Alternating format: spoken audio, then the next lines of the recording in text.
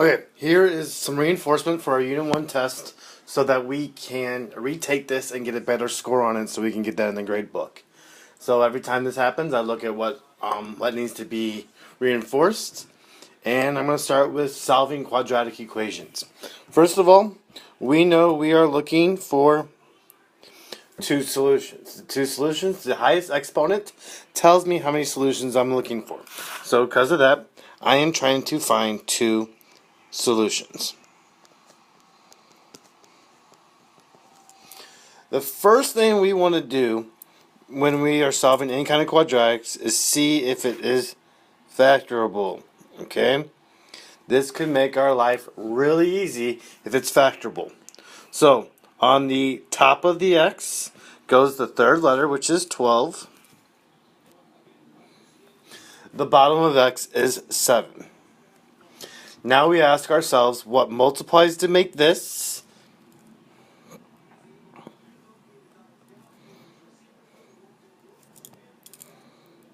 What multiplies to make this and adds to make this. So what two numbers multiply to make 12 and add to make 7?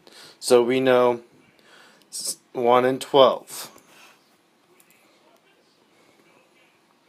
2 and 6. 3 and 4. Those are all our factors of 12. Which of these add up to 7? This guy right here. So our answers are 3 and 4. So now let's set up those two. X plus 3 equals 0, and x plus 4 equals 0 to find our two solutions. So let's subtract 3. X equals negative 3 is our first answer. Remember, we're looking for two solutions. And subtract 4.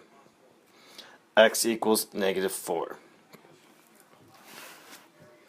Now, if you're one of those people that likes to use this guy right here every single time, you will still get the same answers, but you have to really watch what you're doing.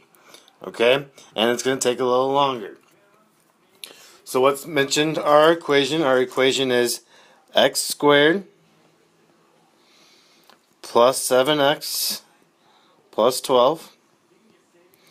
There's no coefficient in front of x squared, so our a value is 1. Our b value is 7. And our c value is 12. Now let's plug in all our values into our parentheses according to the variables. So the first guy, if you look at the top right, it says negative b. So we're going to put our b in that first parentheses. The second parentheses, we're going to put in another b because it's b squared. Minus 4ac all over 2a. So, now let's rewrite this.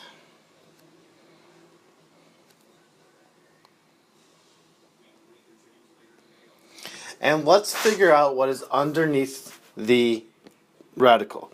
Do not put the radical in your calculator when you're figuring this out right here.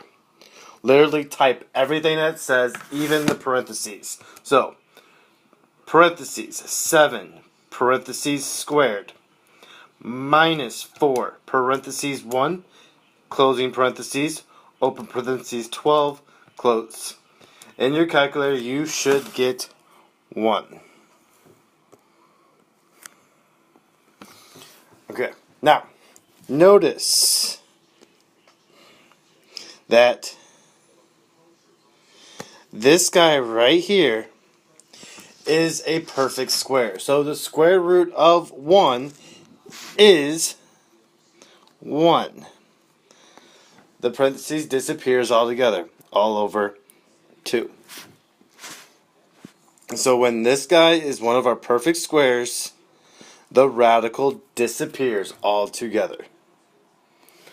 So now let's set up our two expressions to get our two answers. The first one is we're going to take negative 7 plus 1 over 2.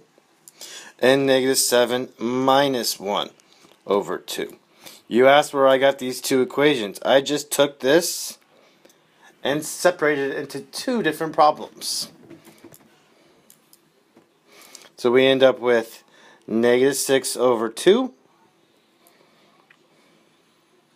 and negative 8 over 2. So we end up with x equals negative 3 and negative 4. Just like we got over here.